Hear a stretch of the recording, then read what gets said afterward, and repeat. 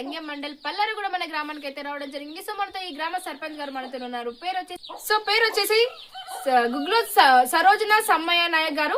So sarpanch మీరు గ్రామానికి ఎలాంటి డెవలప్మెంట్ జరగబోతున్నారో వారి మాట్లాడి తెలుసుకున్న ప్రయత్నం చేద్దాం. నమస్తే సార్, బాగున్నారా? నమస్తే అండి, బాగున్నాం.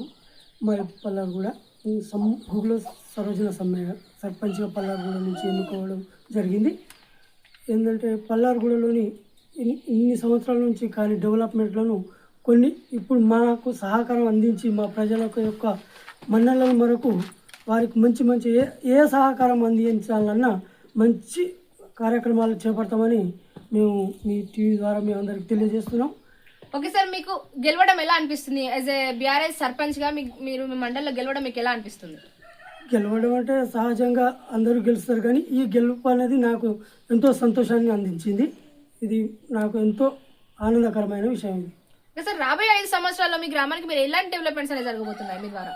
మేము ఈ గ్రామానికి మాకు సహకారం అందించిన ప్రజలందరికీ మా వంతు ఏ కృషి ఉన్నా కూడా వాళ్ళకి మంచి పనులు చేయిస్తామని, గ్రామానికి అభివృద్ధి పనులే ఎక్కువ తోడ్పాటు చేస్తామని మేము తెలియజేస్తున్నామండి. ఓకే సార్, మీ గ్రామంలో ఇంకా ఎలాంటి సమస్యలు ఉన్నాయి?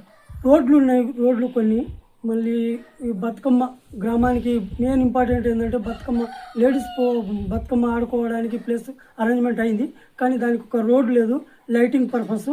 ఇవన్నీ మెయిన్ ఇంపార్టెంట్గా గ్రామ ప్రజల దృష్టికి తీసుకొచ్చి మంచి పనులే చేస్తామని అనుకుంటున్నామండి. ఒకసారి మీకు ఓటేసి గెలిపించిన మీ గ్రామ ప్రజలకు మీరు ఏం చెప్పాలనుకుంటున్నారు? మా గ్రామ ప్రజలందరికీ ధన్యవాదాలు తెలుపుకుంటున్నాను, పేరున అందరికీ. ఎందుకంటే నాకు ఈ అవకాశాన్ని ఇచ్చి ప్రజలకు ఎంతో సహకారాన్ని ఇచ్చి నన్ను గెలిపించినందుకు ప్రజలందరికీ, మా విలేజ్ అందరికీ ధన్యవాదాలు తెలుపుకుంటున్నాను. ఓకే సార్, ఇంటర్వ్యూ కంక్లూజింగ్ ఇచ్చే ముందు మా ఛానల్ ద్వారా ఎవరికి ఏమైనా చెప్పాలనుకుంటున్నారా? ఏమన్నా మీరు కూడా మాకెంతో సహకారాన్ని అందించి ఏ విషయాలైనా మీరు మా తోడుంటే మేము ఏదైనా చేయగలుగుతామని అనుకుంటున్నాను. ఏంటంటే మా ఎమ్మెల్యే గారు అయినటువంటి మన చల్ల ధర్మారెడ్డి గారికి నేను కృతజ్ఞతలు తెలుపుకుంటున్నానండి.